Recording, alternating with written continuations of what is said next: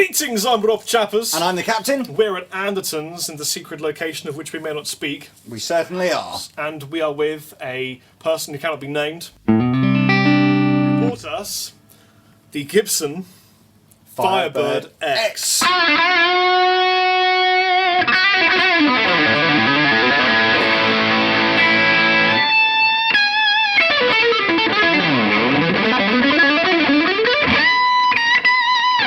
One of the most controversial guitar releases of the last decade. It's controversial because it's X-rated. This is the first proper, semi-official kind of video that Andertons have been allowed to do of the Firebird X. It's the first one where all the software elements of this are pretty much up to scratch now. So this is a really, really kind of in-depth, technologically advanced guitar. There's a video on the Gibson website of one of the designers talking about it. It's a YouTube video and it goes on for over an hour.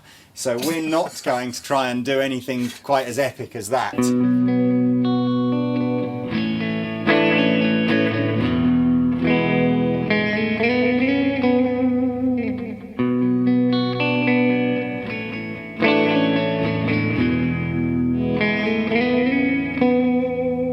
I thought we'd just kind of tell you about the main features, get Rob to do a little bit of playing so you can see what it sounds like. Really though, if you want to understand this yourself, the best piece of advice we can give you is find yourself a dealer that's stocking the Firebird X near you. I know Andertons is one of the only places in the UK that's stocking it. Pop into Guildford store, Andertons Music, and ask one of the staff to talk you through the Firebird X from Gibson Guitars. So we're just going to cover what I think are like the highlight sort of features of it. So I guess one of the coolest things that we can show you on camera is going to be the robot tuning. This is bang up to date, the latest version robot tuning. It's the fastest robot tuners that you've seen to date. All 6 tuners will tune simultaneously, really super easy to do. So what we'll do now, at the moment we're in standard tuning, and we're going to tune every string. Let's go to E flat tuning, Rob. So flick it down to tuning. Yep. And I've got a little head-up display on the floor here because everyone needs a head-up display. And I'm going to select E flat and then I'm going to strum the strings. I hope you can see this. You can probably hear it. There you go. So we're now going to go from E flat to standard because apparently it has a learning algorithm and it will be able to do that faster. So it's basically whatever tunings you use most regularly, there is a learning algorithm in here, so it'll learn to tune to those tunings faster. Don't know how it does that. Magic. I love the way it does this. I never tire of looking at guitars automatically tune themselves. And you'll notice there, what happened is as soon as it was ready, it just kicks back, the volume kicks back. So Rob didn't press anything there, it was just kind of the guitar told him. And if you flip the guitar around, Rob, again, one of the things that is a useful aid for maybe bandmates that are standing behind you, there's actually a little LED light in the shape of a G on the back of the headstock, and that also lights up when you're in tune, just to give the band the kind of the heads up that you're ready to go. G for gratuitous technology. Get me a hog!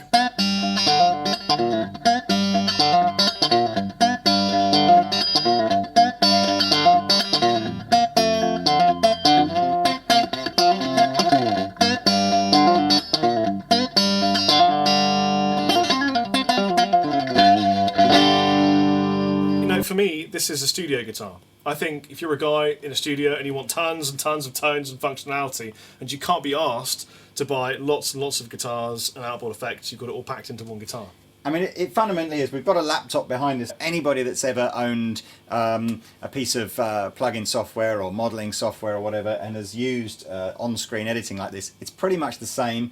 But what you've got to imagine on this guitar is that the patches that you can edit in could be any tuning, any pickup combination, any combination of effects, and even some amp type settings as well.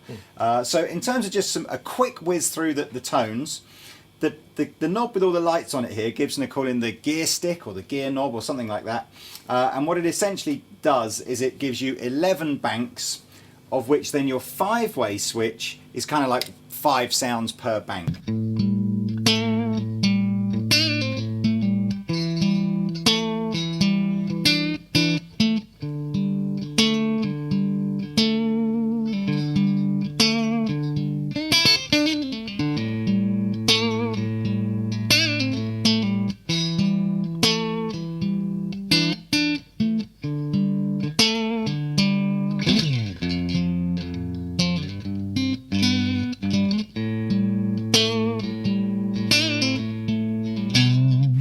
It's nicely color coded, so that if you're in the yellow banks, they're just the straight up sound, so there's no effects processing, it's just different types of regular guitar sound.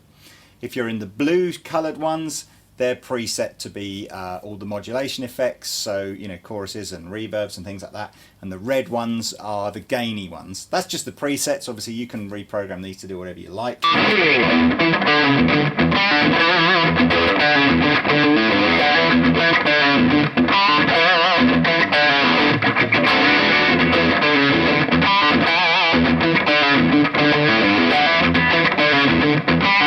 A couple of other features that I do quite like is the grey knob, the red knob and the blue knob here actually are volume knob, or you know, knobs themselves. So as well as switches, they're rotary as well as flick switches. So for example, this one is EQ, distortion and compression.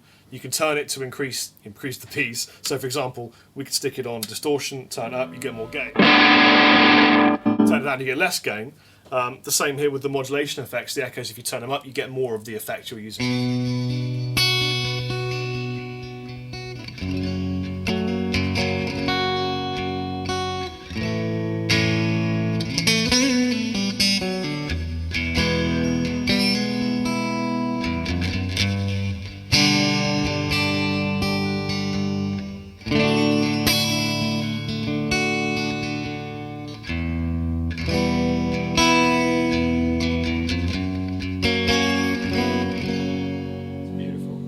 Half an hour left. Half an hour left on the battery. Because we've been shredding for so long. And what's also quite cool as well, you've got a piezo pickup in here as well as the magnetic ones, so you can do a blend. In fact, let's do a nice blend. If we leave it on the middle setting, so it's piezo, and get a guitar sound that you like. The grey knob, if you blend it, and it'll tell you on your heads-up display as well here, will go between purely magnetic pickup, purely piezo pickup, or any blend. So let's have a listen to So at the moment, this is no piezo blend. And I'll bring it in, so this is now 40% piezo blend. And then 100%.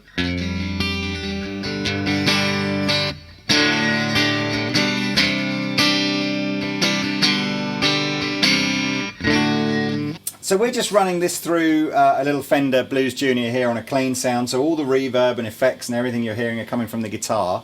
I've got a little breakout box here which allows me to adjust the, connect the guitar to the computer. What is pretty cool, although this box is connected to the computer via USB, the box itself is just connected to the guitar using a stereo jack cable, and all of the sort of the digital information that needs to be passed to the guitar about, you know, what effects do I want, what patch am I on, everything, is just going through the guitar lead. So when you get the guitar, you get the breakout box as well? You get the breakout box, and you get the heads-up display, you get an amazing kind of gig baggy type case, and I just think, again, unlike say a conventional effects setup here, where either the computer is doing the processing or a separate box is, you know, like a pedal board or something is doing the processing. Here, all the processing is happening within the guitar. I don't really know if that gives an advantage or not, but I guess it's just, you know, less kit to have. Here's a myth. Obviously, when I've got robot tuners, I can't tune the guitar manually. Is a myth, because you can. The only thing that is really a bit weird is the rotary sort of knob is the opposite way round to a regular guitar. So whereas you would move it one direction to tune up, on a robot it's going to tune down. One Direction, wicked band.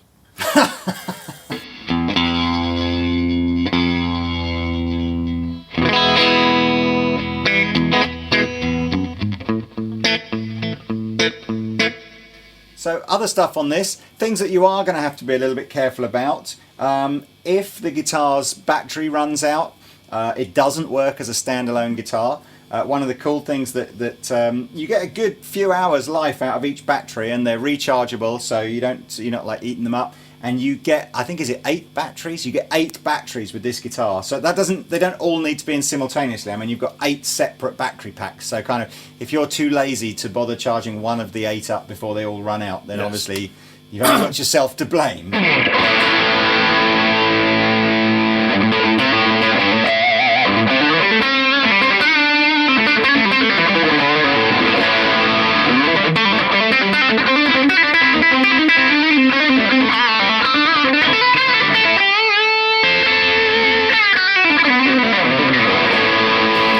that button if you're playing a gig?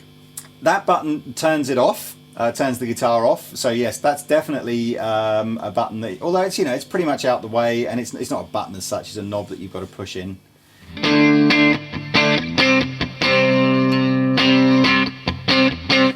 Oh no, my button's off. I'll turn it back on again. You just did that on purpose. 3, 4. You can't keep it. Yeah! Once you've dialed in an effect setup, so say you've got a type of distortion that you like and a combination of the reverb and modulation effects, and you just want the guitar to act sort of like a more traditional guitar but with those effects, if this grey button here is pushed to the up position, what will happen when you use the 5-way selector is, rather than calling up new presets like it would in the traditional mode, it'll just literally call up the 5 different pickup settings that you'd expect to get, but just with those same effects applied. Yeah, so it's acting as a regular Firebird Gibson guitar in this situation. Yeah. Lee, tell me what this is made of. Okay, so this is an ash body with a maple neck. It's a set neck, if you have a look on the back there. Set to stun. Kind of what they call sort of set through, which is where it's not one piece, but the heel is done in such a way as it sort of the same looks way like as the epic Gibson Les Paul Access. That's the kind of idea. And it's got a maple neck with a maple board, and the swirl finish, which is a kind of a finish that they introduced just after they had the floods in 2010, where had some terrible floods in the Gibson factory, and where the paint shop was affected. There were big pools of kind of these crazy swirly paints on the floor where it had all been flooded. So each of these is unique with its own sort of swirl, and is available in either red or blue.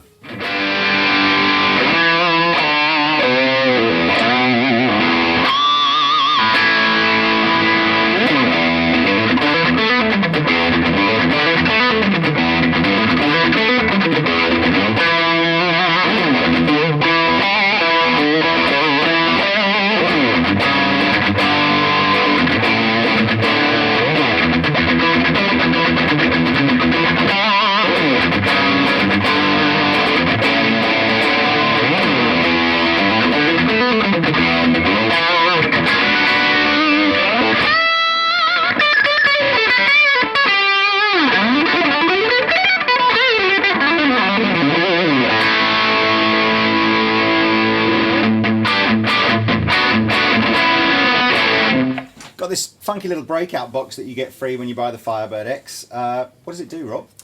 I don't really know, Lee. But you can put an SD card in there, can't you? Yeah, Nick was saying that one of the functions they've built in this, perhaps for a future upgrade, is there's an SD card slot in here, and they think that a little bit more tweaking on the software should allow you to actually use this to record, you know, loops and ideas and songs direct into here. Yeah. Also, what's kind of cool as well is that the breakout box is actually sensing each string separately. So when you're recording into your, you know, sequencing software, Pro Tools, Logic, whatever you're using, if you want to, you can assign each string to a different channel, and therefore, you know, apply a different effect or a different pan or something to each string. Gonna get some pretty crazy guitar, you know, effects doing that. That's a giant black contraption. You do. Oh, wait, don't break it, Lee. It's expensive. Oh, so these two floor controllers. I think these are really invaluable actually with your Firebird. The first thing that's super cool, I've never seen this done before. They are connecting to the Firebird X via Bluetooth. Yes.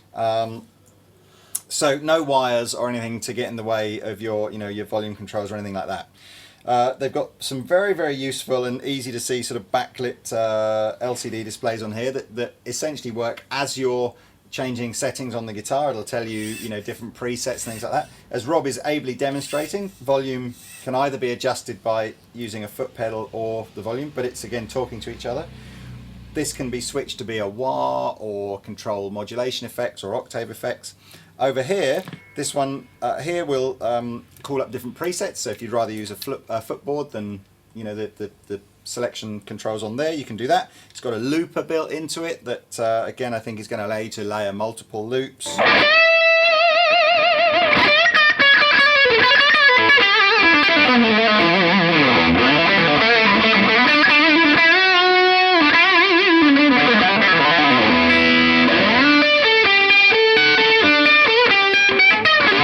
Well, Well, you know, at Anderton's, Chappers and Lee, I always give a balanced review. Personally, the Firebird X is not for chappers. However, I can see, Gibson got a big set of balls putting out something completely radically different. I mean, no one else is doing this kind of thing, and it takes a lot of courage in the marketplace to put this kind of thing out. And also, I can see that this is applicable for some kinds of people, not me. I'm with Chappers on that front, although perhaps slightly differently. I really did want to try this myself. There's been tons and tons of posts, people being very negative about Firebird X, and really all they know is what it looks like. I think it's the look that put most people off. Which I think is kind of unfair. I mean, again, it's maybe it doesn't have the classic looks of a Les Paul or a Strat or something like that. But I've actually had a bit of fun, and the bit that I was surprised with, because I genuinely don't think the videos I've seen of what the sounds can be like. Some of the sounds on the videos I've heard before are pretty ropey. And actually, when we went through and we were designing Chappers kind of a gain sound and some of the bluesy sounds that I was getting, I actually thought the sounds were pretty cool. Yeah, we did find a sound to fit each of our specific sort of genres and styles. And I still think, you know, there absolutely will be guitar players out there that want to sit in their studios, you know, and really work this and perhaps work it with some other digital equipment that they've got, and they'll get some very experimental, kind of cool, crazy sounds out of it.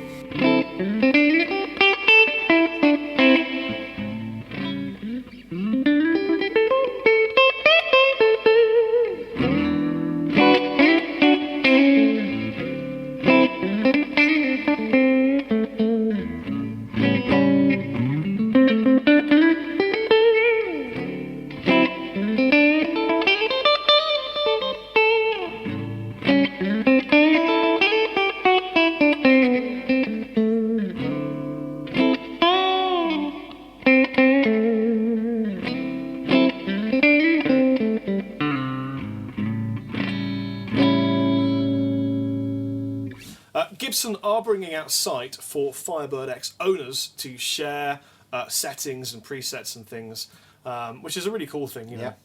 And it comes with one of these and one of these. Thanks to Gibson for letting us review this amazingly revolutionary guitar. Yep. I've been the captain. I've been Chappers. We'll see you next time. Bye.